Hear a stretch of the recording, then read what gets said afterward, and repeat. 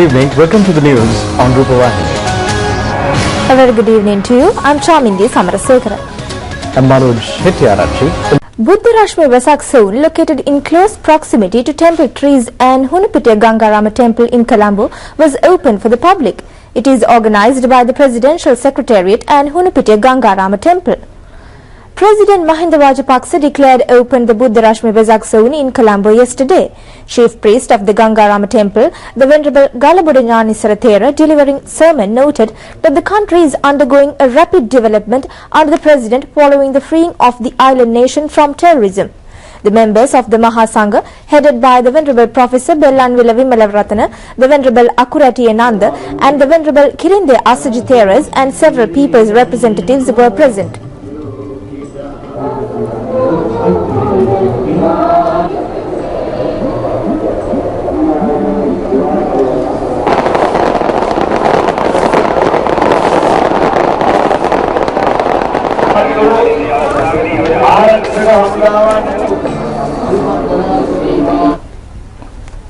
The Vesak Rice Dansala conducted annually at Temple Trees was opened yesterday.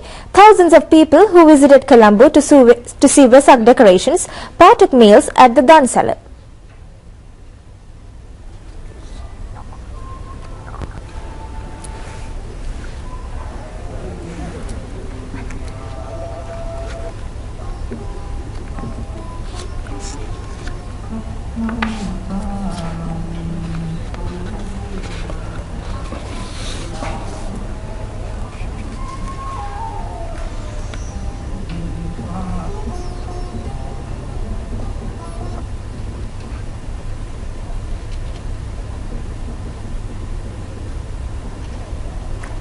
Massive crowds visit 6 Vesak zones organized by the Sri Lanka Rupavahini Corporation.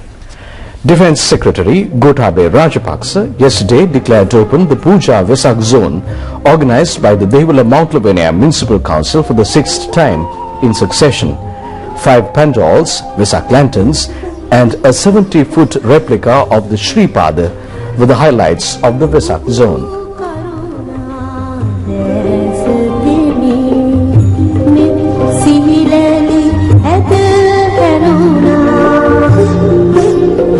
Thousands of people visited the Devanna Vesak zone to see the creations of the officers of the security divisions.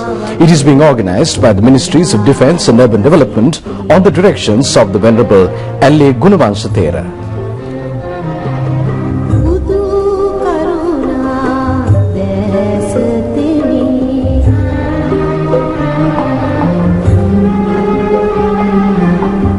Bauddhaloka Vesak zone is being organized for the 12th time in succession. An exposition of sacred relics, pandals and Vesak lanterns were among the highlights at the zone. Ministers Susil Premajanta, Mahinda Amaravira and Champika Ranavaka were present at the opening ceremony.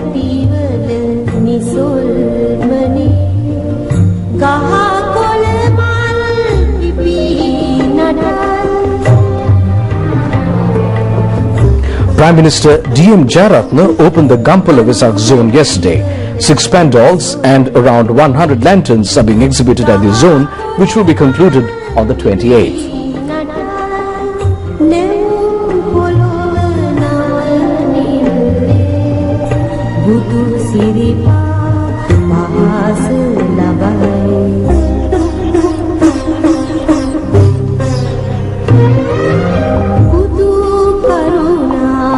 The Central Province Vesak Zone, jointly organized by the Information and Media Ministry, Central Province Chief Minister's Office and the Provincial Council, is being conducted from Tennikumbura Junction to Digana. Minister K.L. Ramakwella, Chief Minister Sarath Dekanayaka and Governor Tikri Kobbakadwa were the chief guests at the opening ceremony yesterday.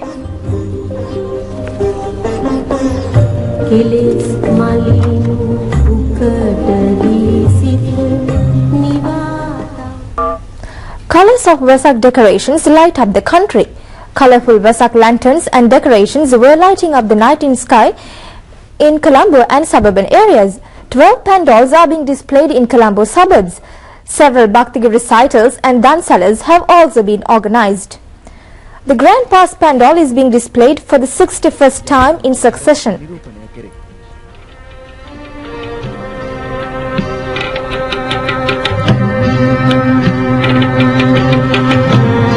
Navaloka Pandal in Paleo displays the story of Samanala Varuna.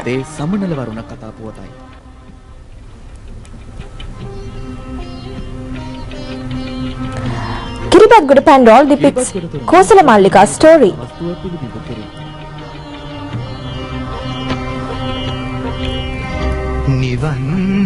This pandal at Piliyandala town displays Kukkura Jatakaya.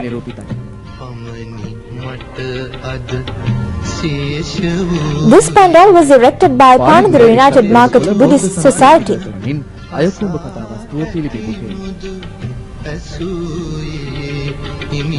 The Dehiwala pandal presents the Vidura Jatakaya.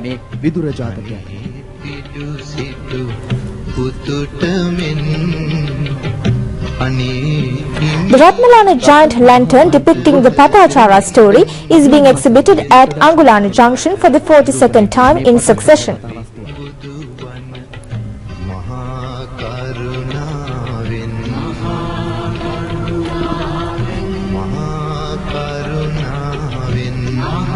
Vesak lanterns and Bhaktagiri recitals were the highlights at Matra Asokarama Temple, Vesak Zone.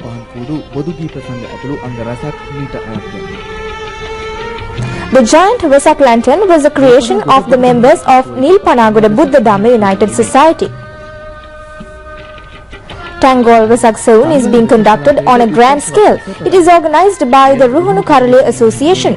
This Vesak lantern was created by the officials of Tangol prison using waste material.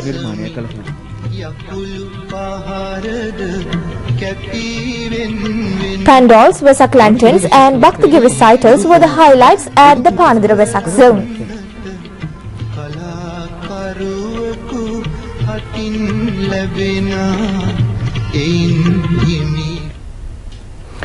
Sri Lanka joins the countries which are moving towards rapid economic development during the post-conflict era. Sri Lankan businessmen point out that the Commonwealth Heads of State Summit to be held in November this year will be a strong foundation for Sri Lanka's forward march. The internationally important SAARC Summit and the Commonwealth Parliamentary Meeting were held in Sri Lanka. The hosting of the Commonwealth Heads of State Summit in the island is also a rare occasion.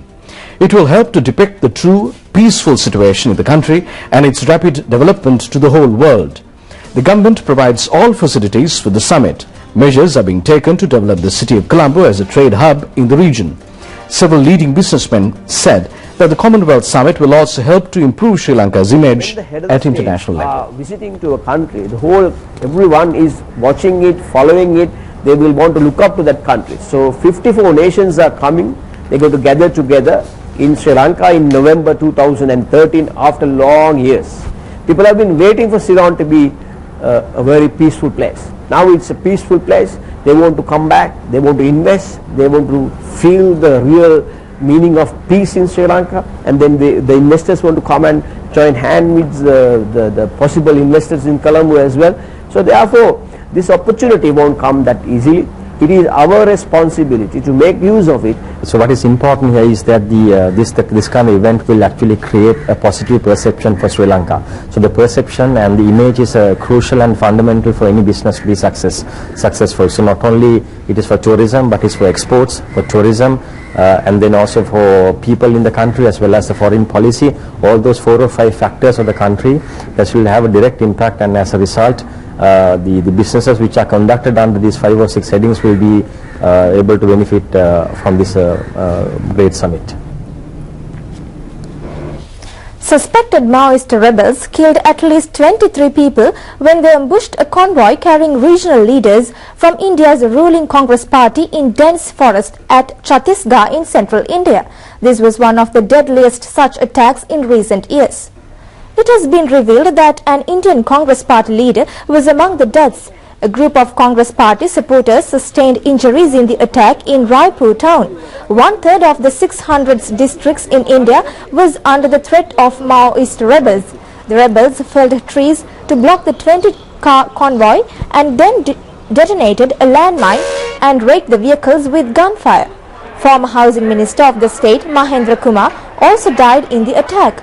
Congress party leader Sonia Gandhi said that this was an attack against Indian democracy. Mrs. Gandhi and the Vice President of the party, Rahul Gandhi, visited the place of the incident. The US National Meteorology Service warns that Sri Lanka will be affected by bad weather conditions along with heavy rain during the month of June. The American Weather Bureau notes that heavy winds and the monsoon rainy weather pattern may affect the Indian Ocean, South India and Sri Lanka. The Hindu Business Online website quotes the American National Meteorology Service as saying that this bad weather condition will prevail from the 28th of May to the 7th of June. The dengue menace has been intensified. 13,000 dengue patients have been identified during the first 4 months this year. The Health Ministry says that the reason was the lack of enthusiasm among the people in combating dengue. The highest number of 42% of patients was reported from the Western Province. 200 dengue patients were identified in Colombo and suburban areas during the period of April and May. 3 deaths due to dengue have been reported. Health Division of the Colombo Municipal Council noted that Borala zone is under a severe threat of the disease. This was due to the several water collecting centers in the area. Majority of the mosquito breeding places were seen in Colombo and suburban areas. A large number of school children in Colombo are suffering from dengue due to the lack of keenness on cleaning school premises. The Chief Medical Health Officer of Colombo, Dr. Pradeep Karyavasam, said that legal action will be taken without prior notice against house owners and school principals who fail to clean mosquito breeding places from tomorrow.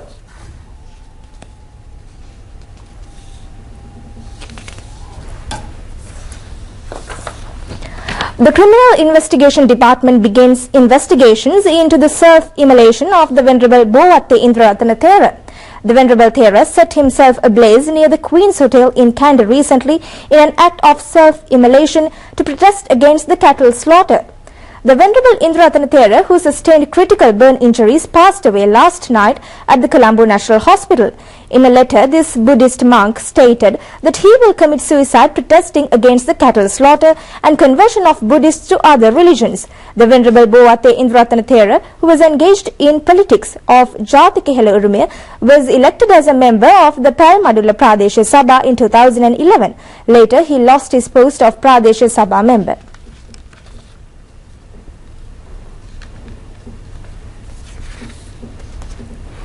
Several dansalas have been organized countrywide in connection with the Vesak festival. This Roti Dansala was conducted near the Demo Junction in Simbalape.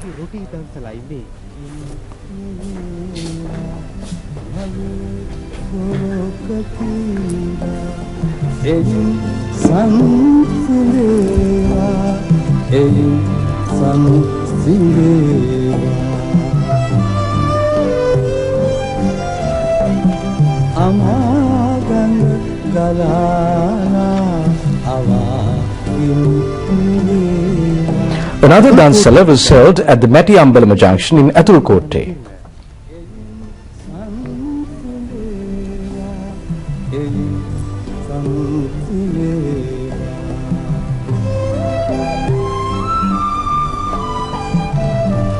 A rice dansala was conducted at Valapala.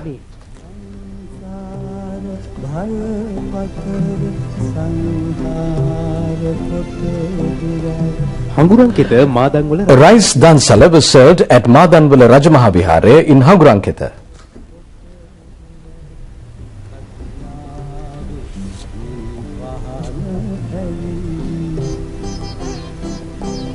Another dansala was held at Moratua.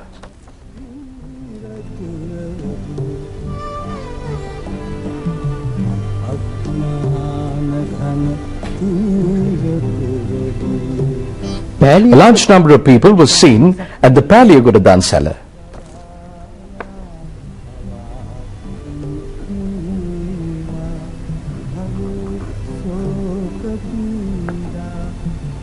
A fried rice dansala was conducted at Araiwala.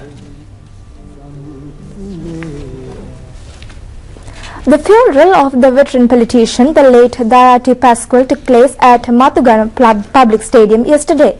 Mr. Pascual, who was 101 years old at the time of his demise, was considered as the oldest politician in Sri Lanka. The body of the late veteran politician was laid at Mathugama Pradesh Sabha building to enable the people to pay their last respects. Later, it was taken in a procession to Mathugama Public Stadium to perform the final rites. Minister Kumara Welgamer read out the message of condolences sent by the President after the conducting of religious rites. Deputy Speaker Chandima Veerakudi, several parliamentarians and provincial councillors were among the large number of mourners attended the funeral. President Mahinda Rajapaksa paid his last respects to the late Wilmot Veeratunga, the father of Udyanga Veeratunga, the Sri Lankan ambassador in Russia. The President visited his residence at Udahamula, Talapatpitiya yesterday and extended his deepest sympathies to members of Veeratunga family. He also attended the funeral that took place at Talapatpitiya public burial grounds. The Sri Lanka Ports Authority says that maximum concessions will be given to owners of goods that were destroyed in a fire that ignited at the Container Handling Centre No. 1 at the Colombo Port. Laws and regulations applicable for such an emergency situation will be followed when granting these concessions. The fire erupted at the Container Handling Centre at around 1 a.m. on Friday the 24th. A team headed by the government analyst Sarath Gunatilaka is conducting investigations, but the reason for the fire has not yet been ascertained. A full police security has been provided to the place of the incident. The Colombo Crimes Investigations Unit and several other police teams are continuing investigations. A special counter was opened to facilitate inquiries on imported goods which were destroyed in the fire. It has already received over 50 such inquiries. The chairman of the Sri Lanka Ports Authority, Dr. Priyat Bandhu Vikrama, said that the container handling at the Colombo port is continuing as normal.